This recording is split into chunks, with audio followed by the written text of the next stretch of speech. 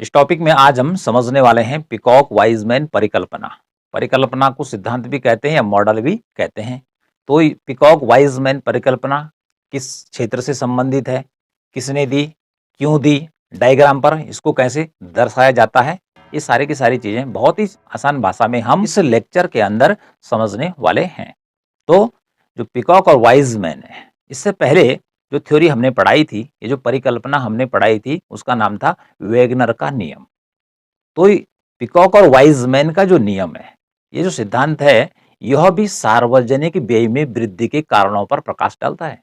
अर्थात सार्वजनिक व्यय में क्यों वृद्धि हो रही है, सरकार द्वारा किया जाने वाला जो खर्चा है वर्षों वर्ष बढ़ क्यों रहा है, इस साल कुछ कम है, अगले साल ज्यादा है, फिर ज्यादा, इस प्रकार से क्यों हो रहा है, सार्वजनिक व्यय में वृद्धि क्यों हो रही है।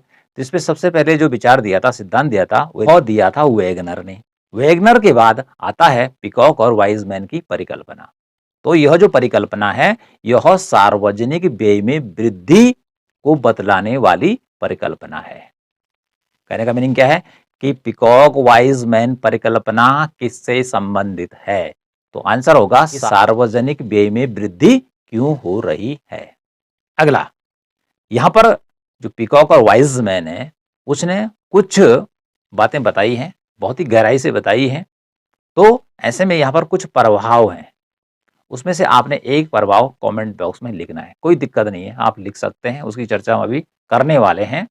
तो शुरू करते हैं अपना कि ये टॉपिक क्या बतलाता है। तो पीकॉक और वाइजमैन परिकल्पना जो है, ये पीकॉक और वाइजमैन दो अर्थशास्त्री हुए हैं।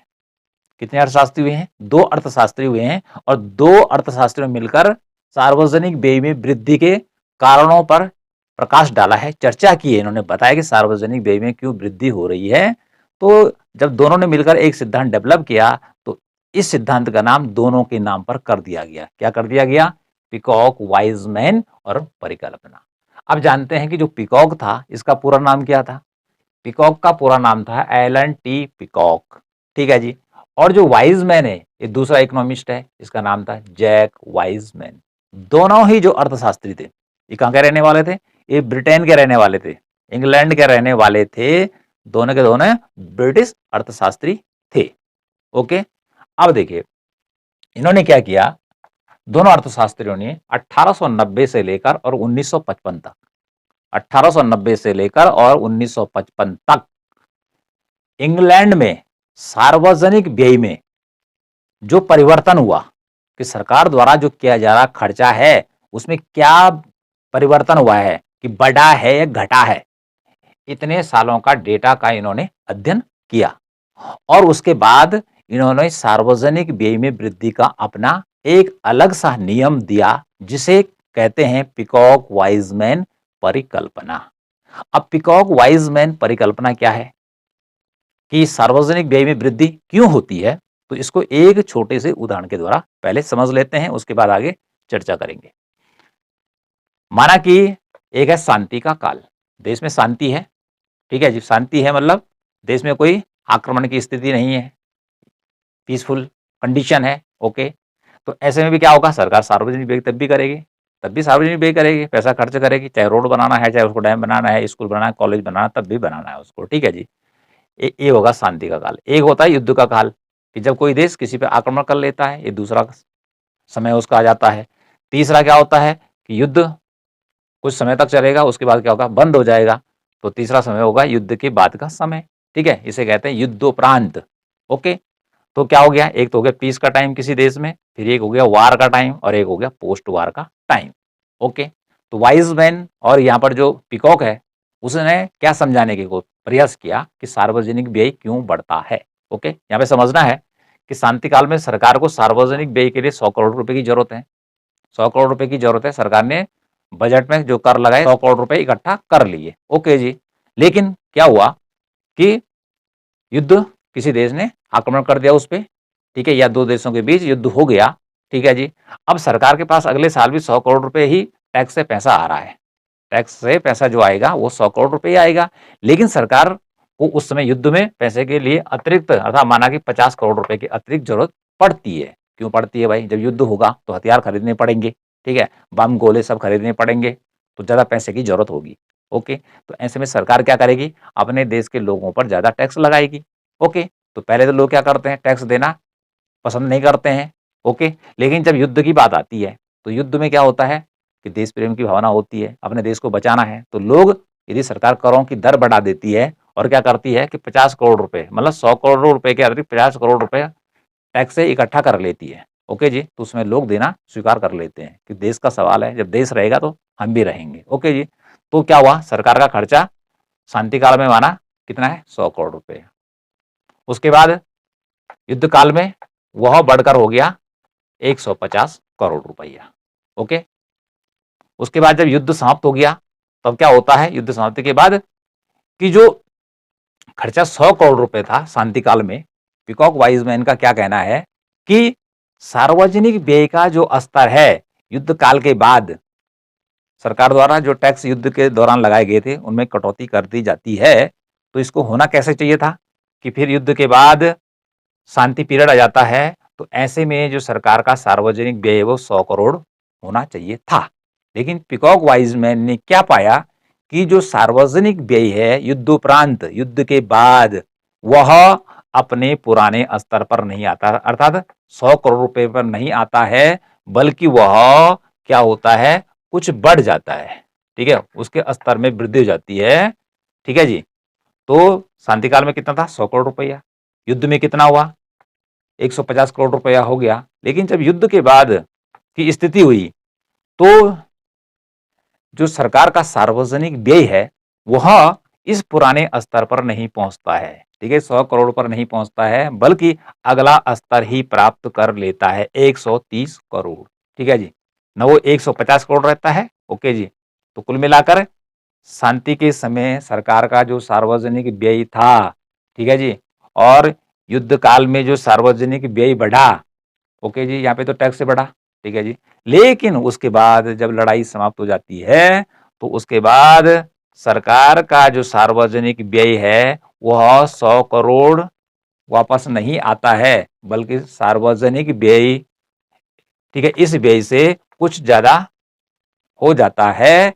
यही उसने समझाने की कोशिश की कि इसलिए सार्वजनिक व्यय क्या होती है, वृद्धि होती है। अभी इसको हम आगे भी समझने वाले हैं, एक छोटा सा उदाहरण था। ओके जी, क्या बताया उदाहरण में बताया जा रहा है कि शांति काल में था, युद्ध से पहले जो सार्वजनिक व्यय था, ओके जी, और युद्ध में जो सार्वजनिक व्यय बढ़ता है, ओके, और उसके बाद जब युद्ध समाप्त हो जाता है, तो युद्ध समाप्त होने के बाद क्या होना चाहिए था कि सार्वजनिक व्यय 100 करोड़ होना चाहिए, पुराने स्तर पर जाना चाहिए था। लेकिन उन्होंने पाया कि सार्वजनिक व्यय पुराने स्तर पर न जाकर अगला ही स्तर प्राप्त कर लेता, अर्थात ज्यादा पैसा खर्च होता है फिर गवर्नमेंट का, 100 करोड़ नहीं होता है बल्कि 130 करोड़, एक उदाहरण के लिए हमने लिया है।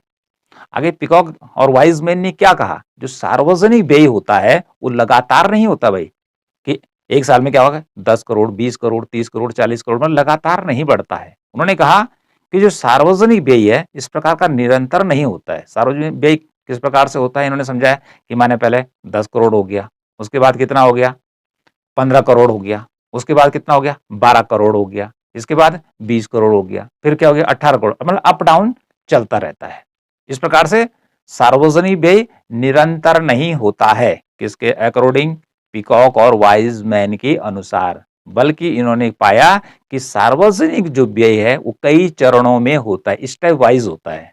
ओके, जैसे मैंने बताया कि 10 करोड़, अगला 15 करोड़, फिर क्या हो गया, पीछे घटकर हो गया एक 12 करोड़, अगले साल क्या हुआ कि वह हो गया 18 करोड़, फिर घट के कितना हो गया, 17 करोड़। तो इस प्रकार से अप डाउन करता रहता है। तो ये बतलाने की कोशिश इन्होंने की। साथ में इन्होंने बताया कि जो सार्वजनिक व्यय है वो पीढ़ी दर पीढ़ी बढ़ता है। कैसे बढ़ता है, पीढ़ी दर पीढ़ी, मतलब पिछली पीढ़ी में यदि सार्वजनिक व्यय, सरकार का खर्चा कम था, तो अगली पीढ़ी में क्या होगा, ज्यादा होगा। ओके, तो कुल मिलाकर सार्वजनिक व्यय की वृद्धि के बारे में इनका क्या कहना है कि सार्वजनिक व्यय लगातार नहीं बढ़ता है। ओके, यह कई चरणों से होकर गुजरता है और वह बढ़ता है। ओके, देखिए सार्वजनिक व्यय में वृद्धि लगातार ना होकर कई चरणों में होती है। लिखा भी है, नोट्स लिखे हुए हैं कि सार्वजनिक जो व्यय है वह लगातार ना होकर, निरंतर ना होकर क्या होता है, चरणों में होता है, जैसे हमने उदाहरण के द्वारा अभी आपको बताया। इस सिद्धांत के अनुसार अर्थात पीकॉक और वाइजमैन की परिकल्पना के अनुसार सार्वजनिक व्यय में वृद्धि का प्रमुख आधार राजनीतिक सिद्धांत है। मतलब युद्ध की बात हम बाद में करेंगे। राजनीतिक सिद्धांत है जो मत पेटी के माध्यम से व्यक्त होता है। अर्थात देश में क्या होता है, लोकतांत्रिक सरकार होती है और लोकतंत्र में क्या होता है कि वही जीतता है कि जिसको की सबसे ज्यादा वोट मिलते हैं। तो चुनाव होते हैं, वोट डाले जाते हैं। तो पीकॉक वाइजमैन पुरानी बात कर रहा है, आज तो ईवीएम के द्वारा वोट डाला जाता है, तो मत पेटी में वोट डाले जाते हैं। ओके जी। उसके बाद जो जीतता है वो सरकार बनाता है। क्या बनाता है, सरकार बनाता है। तो सरकार ही तय करती है कि हमें कितना पैसा खर्च करना है। सरकार तय करती है कि हमें सार्वजनिक व्यय कितना करना है। ओके। इसके अलावा हम ये भी समझ सकते हैं कि पूरे देश में, जैसे हम इंडिया की बात कर लें, तो कई जगह से सांसद चुनकर आते हैं। तो प्रत्येक सांसद अलग अलग क्षेत्र का होता है। तो उसके ऊपर क्या दबाव रहता है कि जिसने उनको चुना है वो चाहते हैं कि इस क्षेत्र का विकास करे भैया। ठीक है जी। और इसलिए उसको विकास करना पड़ता है। तो कुछ तो क्या होते हैं, बहुत अच्छा विकास कर लेते, प्रसिद्ध हो जाते थे, बार बार चुनाव क्या होते हैं, जीतते रहते हैं, सत्ता को प्राप्त कर लेते हैं। और साथ में वो क्या करते हैं कि जो समस्याएं उस क्षेत्र की थी उनको क्या करते हैं, ठीक करने का काम करते हैं। ओके, यही क्या होता है, लोकतंत्र में होता है। तो कुल मिलाकर क्या होता है कि जो सार्वजनिक व्यय है वो कौन तय करता है भाई, सार्वजनिक व्यय कितना होना चाहिए वो सरकार तय करती है। और सरकार कैसे चुनी जाती है, वह वोट के द्वारा चुनी जाती है। तो कुल मिलाकर जो सार्वजनिक व्यय का निर्धारण हो रहा है उसके द्वारा हो रहा, राजनीतिक सिद्धांत के अनुसार हो रहा। जिसको राजनीतिक सत्ता प्राप्त हुई वो डिसाइड करता है, वही सरकार डिसाइड करती है कितना व्यय उसको करना है। ओके। और डर भी रहता है कि व्यय नहीं करेंगे, सुविधाएं नहीं बढ़ाएंगे तो अगली बार क्या होगा, चुनाव हार जाएंगे। ओके जी। इसलिए वह क्या करते हैं कि जनहित में काम उनका लगातार जारी रहता है, चाहे वो ज्यादा हो या फिर कम हो, अलग अलग गवर्नमेंट में। ओके जी। इनके अनुसार क्या है, मतदाता सार्वजनिक वस्तुओं एवं सेवाओं का लाभ तो प्राप्त करना चाहता है। मतलब जब गवर्नमेंट क्या करती है, आती है तो सरकार सुविधाएं देती है। उन्होंने कहा रोड बना दी, ओके जी, पार्क बना दिया, ओके, कुछ और चीज बना दिया, मतलब पुस्तकालय बना दिया, ओके। तो जैसे रोड है तो लोग क्या करना चाहते हैं, रोड का उपभोग करना चाहते हैं। ठीक है, पब्लिक प्लेस का इस्तेमाल करना चाहते हैं, लेकिन लोग टैक्स नहीं देना चाहते, कर नहीं देना चाहते हैं। मतलब सरकार से लाभ तो लेना चाहते हैं लेकिन टैक्स देना नहीं चाहते हैं, क्योंकि टैक्स देने से क्या होता है, अपना जेब का पैसा सरकार के पास चला जाता है। तो उनका क्या कहना है कि सरकार को एक न्यून कर तो लगाना ही पड़ता है, न्यूनतम कर की राशि क्या करनी पड़ती है, प्राप्त करनी ही पड़ती है, कि जिससे कि देश का खर्चा चल सके। तो टैक्स गवर्नमेंट किस प्रकार से लगाती है कि जिसे आम आदमी भी आसानी से दे सके। ठीक है, तो कर की दर क्या होती है, इतनी ज्यादा ना हो कि जनता उसको दे ना सके और विरोध हो जाए। ठीक है जी, सारे देश में बवाल हो जाए, तो टैक्स देना भी जरूरी है। तो क्या कहना है इनका कि सरकार इतना कर जरूर लगाती है कि जिसका सामान्य भार आम आदमी बहन कर सके। ओके जी, आम आदमी भी इसको दे सके, जैसे हमारे देश में जीएसटी वाला कर है। ओके जी। और इसके अलावा इनकम टैक्स भी लगता है। ठीक है जी, एजुकेशन सेस लगता है, शिक्षा कर है, उसी में क्या लगता है, हमारा स्वास्थ्य कर भी लगता है। मतलब तमाम प्रकार के कर हैं। ओके। अगला है जो पिकॉक और वाइजमैन है, इन दोनों जो अर्थशास्त्रियों ने अपनी थ्योरी बताई है वह ब्रिटेन के आंकड़ों के आधार बताई है भाई। जैसे हमने बताया कि 1890 से लेकर 1955 तक इन्होंने इंग्लैंड के सार्वजनिक व्यय में होने वाले परिवर्तन की स्टडी की। ओके जी, अन्य देशों की स्टडी नहीं की इन्होंने, केवल इन्होंने इंग्लैंड का ही अध्ययन किया। ठीक है जी, कि यहाँ सार्वजनिक व्यय में किस प्रकार से वृद्धि हो रही है। तो देखिए भाई, अब हम जिस की उदाहरण की चर्चा हम पहले कर रहे थे, अब यहाँ पे आता है कि यदि देश पे आपात स्थिति आती है, आपातकालीन स्थितियां क्या हो सकती हैं, एक तो आक्रमण है भाई, कि किसी देश ने दूसरे देश पे आक्रमण कर दिया। उस समय भी जब इन्होंने चर्चा की तो इंग्लैंड का तो कई देशों से झगड़ा चल ही रहा था। उस समय जो हमारा देश था वो भी क्या था, इंग्लैंड के अंडर में ही चल रहा था। ओके। तो आपातकालीन स्थिति क्या हो सकती है, जैसे युद्ध हो गया। ठीक है, या फिर महामंदी हो सकती है, ये भी आपातकालीन स्थिति हो सकती है। लेकिन इन्होंने ज्यादा जोर किस पे दिया, युद्ध पर दिया, लड़ाई पर दिया भाई, बैटल में दो देशों की लड़ाई पे बात की इन्होंने कि आपातकालीन स्थिति में लोग ज्यादा कर देना स्वीकार कर लेते हैं। क्योंकि अभी मैंने उदाहरण बताया था कि 100 करोड़ की जगह युद्ध में सरकार को 150 करोड़ रुपए की जरूरत पड़ती है और सरकार के पास केवल 100 करोड़ रहे तो 50 करोड़ रुपए कहां से आएंगे।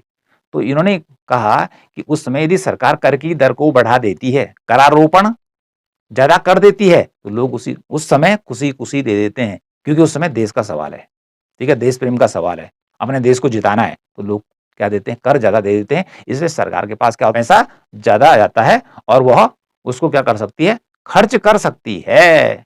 ओके, तो आपातकालीन स्थितियों में लोग ज्यादा कर देना स्वीकार कर लेते हैं, जिससे क्या होता है, सार्वजनिक व्यय में वृद्धि हो जाती है। जैसे सार्वजनिक व्यय क्या होता है, बढ़ जाता है। अरे युद्ध में जो खर्चा हो रहा है, जो बम गोले फोड़े जा रहे हैं, ठीक है जी, उन पे पैसा खर्च होता है ना, वो भी सार्वजनिक व्यय ही है। ओके, किंतु अगली बात वही की कि लड़ाई तो हमेशा चलने वाली नहीं है, जब लड़ाई खत्म होगी, किंतु युद्ध की समाप्ति के बाद सार्वजनिक व्यय घट जाता है। ठीक है जी, युद्ध खत्म हो गया, ओके जी, उसके बाद युद्ध काल में तो ज्यादा पैसे खर्च हो रहे थे, लेकिन युद्ध के बाद क्या होता है कि खर्चा गवर्नमेंट का कम हो जाता है। ओके जी, कि लड़ाई पे जो बम गोले फोड़ने पड़ रहे थे, अब उस पर खर्चा खत्म हो गया। ओके जी, किंतु क्या होता है, गत वर्षों की तुलना में सार्वजनिक व्यय ज्यादा ही रहता है। ठीक है, युद्ध समाप्ति के बाद भी क्या होता है कि जो सार्वजनिक व्यय है वह ज्यादा ही रहता है। जैसे हमने अभी उदाहरण बताया था कि सार्वजनिक व्यय अपने पुराने स्तर पर लौट कर नहीं आता है, बल्कि उसे थोड़ा आगे निकल जाता है। ओके, आगे देखिए, करारोपण एवं सार्वजनिक व्यय पुराने स्तर पर लौट कर नहीं आते हैं।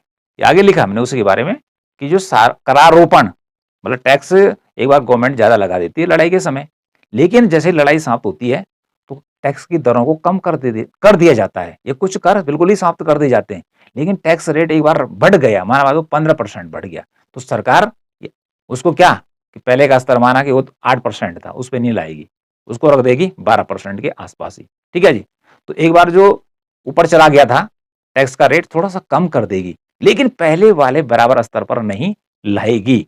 ओके, तो होता क्या है, एक बार इसको दोबारा सुनिए, करारोपण एवं सार्वजनिक व्यय पुराने स्तर पर लौट कर नहीं आता है, किन अपितु क्या होता है कि कुछ अपने ऊंचे स्तर पर स्थित हो जाता है, कि एक नया उच्च स्तर को प्राप्त कर लेता है। ओके, ये किसका कहना है, ये पिकॉक और वाइजमैन का कहना है। इसको ध्यान रखना है आपने कि करारोपण एवं सार्वजनिक व्यय पुराने स्तर पर लौट कर नहीं आते हैं, अपितु कुछ ऊंचे स्तर पर ही स्थिर हो जाते हैं। ठीक है जी, स्थिर हो जाते हैं। और इसको उसने नाम दिया, किस प्रभाव का नाम, विस्थापन प्रभाव। क्या बोला उसने, इसको विस्थापन प्रभाव, डिस्प्लेसमेंट इफेक्ट का नाम उसने इसको दिया। तो यहां पे बताया ना आपको कि पुराना स्तर ये था 100 करोड़, युद्ध हुआ 150 करोड़ रुपए। ठीक है जी, लेकिन जैसे युद्ध समाप्त हुआ तो पुराना स्तर 100 करोड़ का था, यहां आना चाहिए था। ओके, लेकिन सार्वजनिक व्यय पुराने स्तर पर न पहुंच के कुछ अगले ही उच्च स्तर पर पहुंच जाता है। यही बतलाने का काम करता है कौन, पिकॉक और वाइजमैन, कि सार्वजनिक व्यय क्यों बढ़ता है। ओके, अगला देखिए, पिकॉक और वाइजमैन के अनुसार जो सार्वजनिक व्यय है, हमने बात की कि ये कई चरणों में होता है, स्टेप वाइज होता है, कि जैसे क्या होती हैं, सीढ़ियां होती हैं। जब हम क्या करते हैं, एक मंजिल से दूसरी मंजिल के ऊपर चढ़ना है हमें, तो सीढ़ियां क्या होती है, स्टेप वाइज होते हैं, एक फिर थोड़ा दूसरा ऊपर तीसरा, ऐसा तो है नहीं कि सीधी लाइन में चली गई ऊपर की तरफ, तो स्टेप वाइज होता है। तो ऐसा इन्होंने बताया है।